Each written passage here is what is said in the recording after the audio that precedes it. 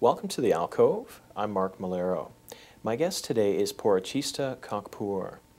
She's a highly acclaimed writer and columnist, and she's here to discuss her highly acclaimed debut novel, Suns and Other Flammable Objects. Porochista, welcome. Thank you. I was wondering if you can maybe just give us a general description of the story that you're telling in this, your debut novel. Yeah, I'm basically, and the way that I can really describe it, it's a tough one to describe, but it's mostly about fathers and sons to me, and then sort of secondarily about Iranian and Iranian American fathers and sons, respectively. Mm-hmm. And it's also about New York and LA in 9/11, and yeah, New York and LA during the 9/11 and post 9/11 era. And then it's got all sorts of other things. It's got Persian history woven in there. It's got pop culture. There's I Dream of Jeannie, right, quite prominently in the book. So it's a tricky book to describe, strangely, plot-wise. Did you set out to kind of do your own version of what you might call a migration novel? Is it sort of an archetypal form? Do you see it as that? Or is this sort of, you know, another, just a very personal book that is, you can't really categorize that way? I wrote it actually in some ways a reaction against the archetypal form that I think you're talking about. Okay. I'm not a big fan of the traditional immigrant narrative. I say that not because of the material that's out there or you know what the writers are doing, but what the publishers rather pluck. Yeah, I think it's more of a publishing issue. I didn't want another maudlin, sentimental, nostalgic, you know, tale of, you know, Iranian women and crying in kitchens and the not without my daughter type, you know, orientalized version of Iranians. So I was very sick of that, and I couldn't relate to it. And I thought, you know, a part of me just wanted to write a book about Iranians and Iranian Americans where their nationality or ethnicity even was sort of incidental. So that was calculated to a degree.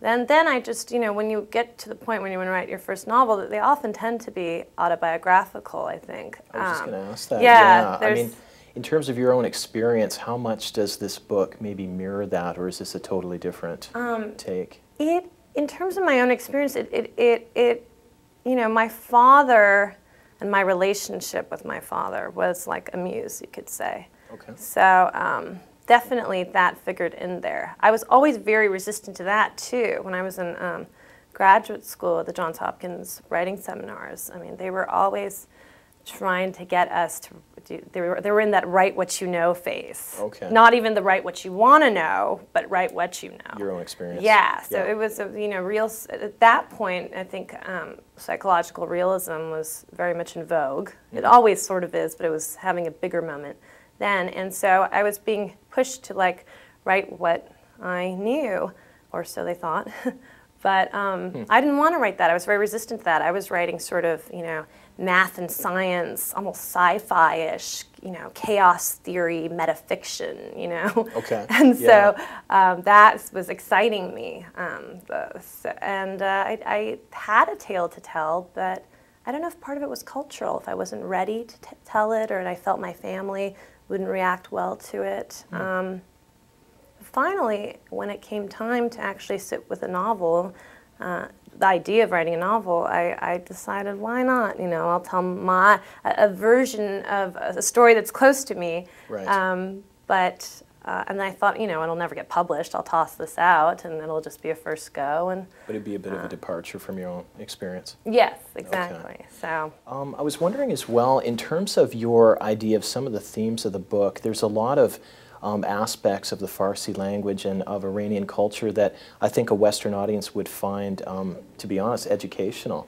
Was part of your modus operandi of doing the book to essentially kind of expose the West to some of the best parts of that culture, parts that are either characterized or stereotyped, things that people aren't exposed to properly? Yeah. Yeah, that's part of, I would have to say that that did figure into it. Probably, I wasn't as aware of it when I was writing the first draft, but maybe in drafts to come, I thought, you know, and I have readers always, you know, who look at my work as I finish drafts, and when I saw their reaction, it sort of encouraged me in a way. I wasn't so interested in, you know, things that have to do with being an Iranian, you know, woman even. It's mostly actually a male story, but pan-Middle Eastern identity was very important to me in writing about this. The fact that they're Iranian is just not as important as that they're Middle Eastern, and that ties into the 9/11. I was going to say, is that part of the thing, that the way that, you know, Persian and Arabic peoples have been, you know, stereotyped in this time, this age of terror, is that part of the motivation as well? Yeah, I thought there was always interest also in memoirs about, from you know, Iran about women, but what about all the stories of, you know, just Middle Eastern men? I mean, there wasn't a lot of it, I guess, you know, Kite Runner and stuff like that, but not a lot about what was going on with Middle Eastern men in the States or in, you know, other Western countries where they really, really stood out, and a lot of the ignorance of the post 9/11 era that I guess we're really not quite out of. But I think times are changing. I'm optimistic. In terms of writing male characters, do you find it easy to do that? And was the fact that you decided to write male characters in any way indicative of perhaps a social comment on maybe some Middle Eastern countries having more of a patriarchal tradition? Is there a critique that you have there, or is that separate from what you did here? Well, what's interesting is it's probably the Western literary patriarchal tradition is what caused me to write about male characters in the first place, because I grew up reading the Western canon. Okay. Harold Bloom and I are probably exactly in sync. Interesting. Okay. And so, you know, my top 100 probably mirrors his. I grew up reading all the dead white males, and it was not fashionable. When we approached the mid-90s, of course, but I still did it. And I think their voices were always in my head. I was inspired by these people who were writing for and about, I guess, white men or middle-aged men, you know. So I've always naturally gone there. Now I'm trying not to.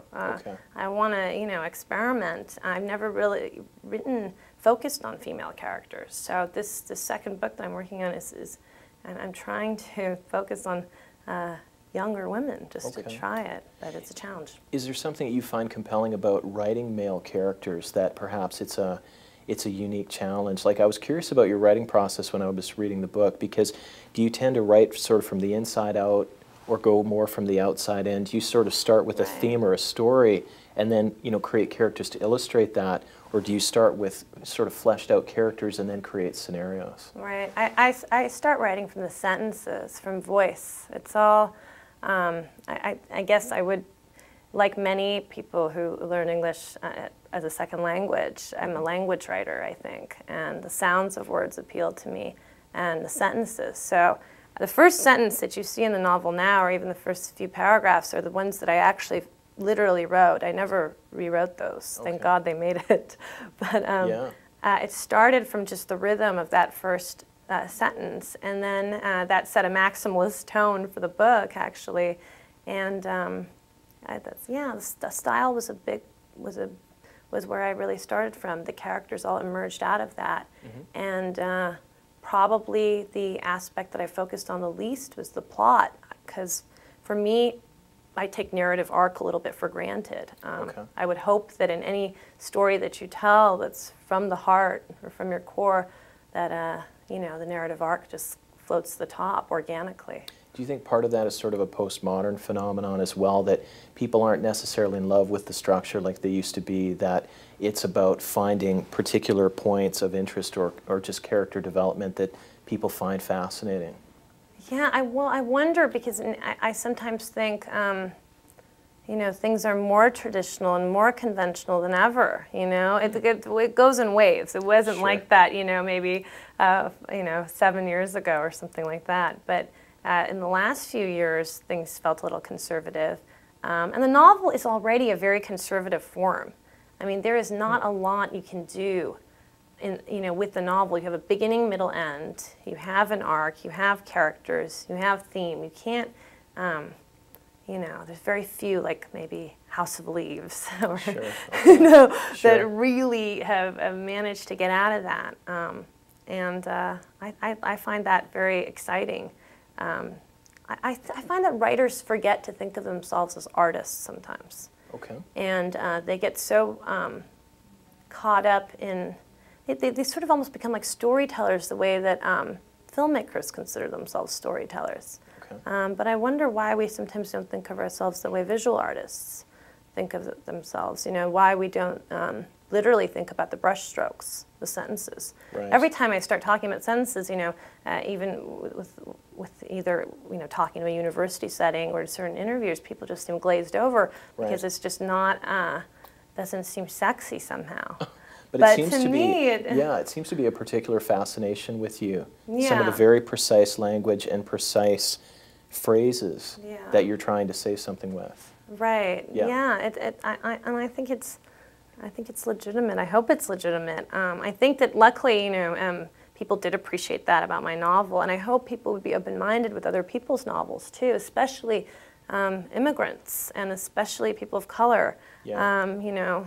There's so few of us who break out of this, I don't know, movie version of, or the archetype of the Right. distraught, sad writer, and then there's people like Junot Diaz who just managed to break out of that. Thank God. Yeah.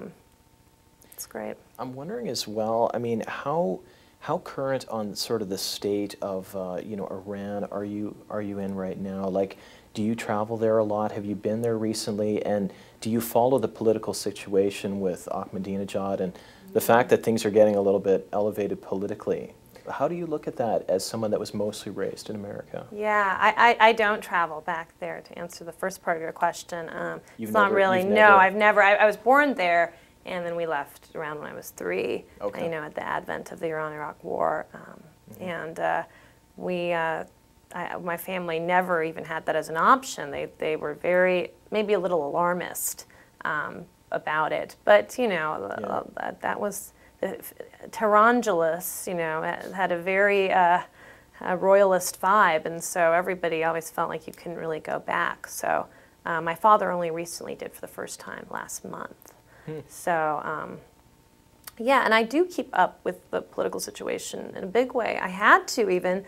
My novel's technical pub date was a day after Ahmadinejad's big Columbia his debacle. Lecture. Right, yeah, that's a good word for it. Right, fair enough.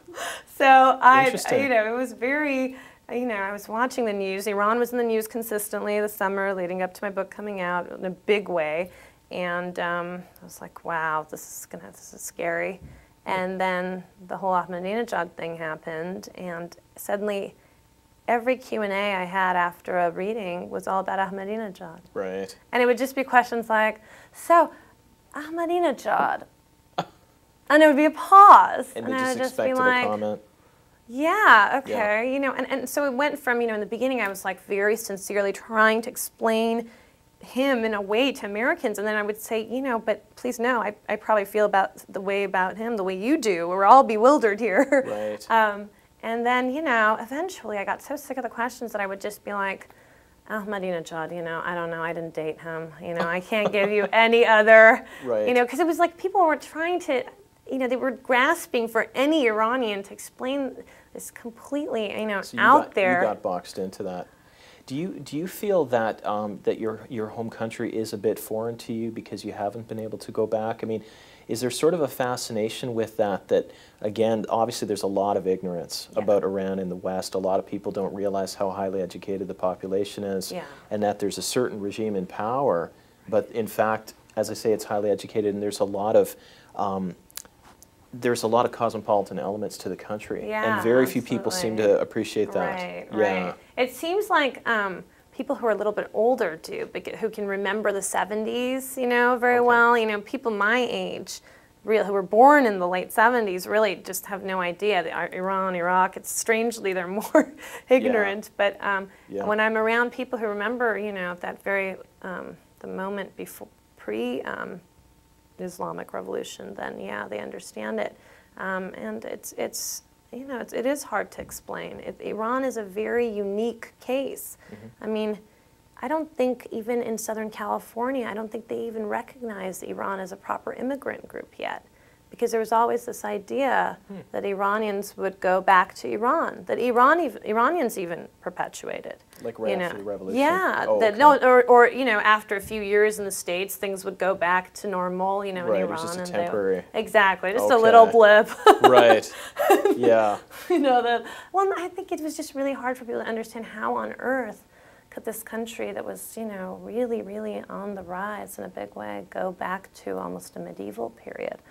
Are you optimistic about the political situation? I mean, Hillary Clinton, you know, famously said that she would obliterate it if they ever attacked, you know, Israel. What about McCain, the bomb Iran? Oh boy! Did you see that whole thing? Yeah, I'm familiar with that. Yeah. What do you think when you hear that? Because when things get that rhetorical, obviously the chance for any kind of proper diplomatic, you know, solution goes right out the window. But when people don't seem to have an appreciation of the country, how do you feel about that? Like, how would your family, for instance, feel about hearing things like that? They were mortified, of course, you know, because we still have relatives, and even forget about the relatives, just even I mean, the streets they're still nostalgic for, their old house is there. They're just the smells of things. Yeah, it's a real horror. I mean, it was weird because after. So there was this whole Ahmadinejad thing at the beginning of my book tours, a few days before I went off, and then somewhere towards the end of it, I guess it was November of 2007, where suddenly there was that big piece about how actually, you know, Iran halted their nuclear weapons program, so we're going to pause on that whole. We didn't really mean that. Yeah, we didn't mean that. Let's just erase that. And now the new date that they gave, I think they said they would be capable of. You know, nuclear weapons between 2010 and 2015. Right. So if that happens, then they do mean the rhetoric. If that happens. So yeah, I'll probably be on my second book and starting my second book tour. Well, speaking of that, maybe that's my last question. You alluded to that second book. Is this going to be a total departure from any sort of Iranian American identity? Is this something where you talked about female characters. Do you want to do something completely different? Yeah, it's actually interesting because I always have a few projects going at once, and so I actually had to ask myself this question because unfortunately I'd been polluted by the marketing and press angle. Oh, sure. Once this thing came out, I was no longer innocent, so I had to think a little bit about that.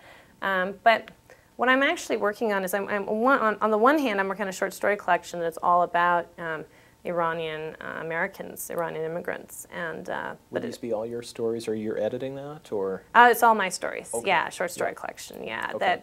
And again, it's sort of going to be hopefully in the same vein of the novel. I want the humor to still be there, and I want it to be a little bit, you know, little offbeats and interesting again, hopefully. But the other project, long novel that I'm working on. I don't think it's going to be Iran specific. Right now it looks like it's not. It's still in a research and notes phase with only certain sections written. Okay. But it is going to deal with more pan-Middle Eastern identity and celebrity, interestingly, because I was also a pop culture journalist, and I have a lot of interest in that, and I've started to find certain things that are interesting between American celebrities and American immigrants and how they deal with identity and self. Would you be able to speak to that at all, or is that still kind of secret? I mean, I could speak to a little bit. I mean, I can just say that I've been very fascinated watching someone like Britney Spears, for instance, who suddenly has developed, you know, the British accent, falling into the Princess Diana archetype, and suddenly she was with her. I guess she had a Middle Eastern paparazzo who became her boyfriend, and then another guy was her manager. Okay. And watching some of these celebrities who sort of go off the deep end made me. Yeah. But with under You're gonna have so to be much. Specific. Yes. So Brittany, let's just put it out there. But there's many more. Right. Especially young women.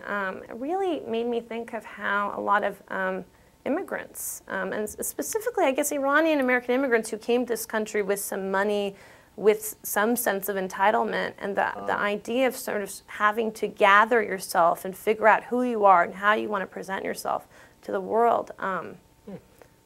So there's going to be two stories that maybe intersect here, but yeah, and Diana's another muse of mine too at the moment. Okay. So. What particularly about her? Well, the whole last few years of her life.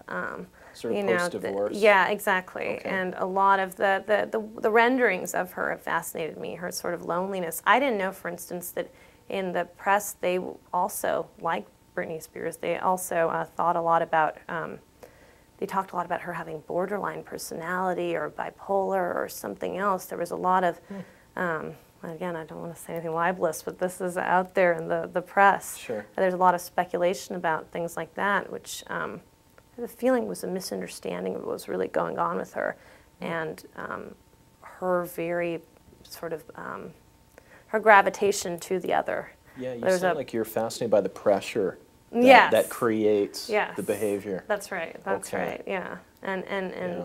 the ideas of what really otherness is. Like the persona exactly. versus the personality. Right. Right. Yeah. Very good. Well, thank you very much for being here. Thank you. Yeah, and thanks for being with us. We'll see you again soon.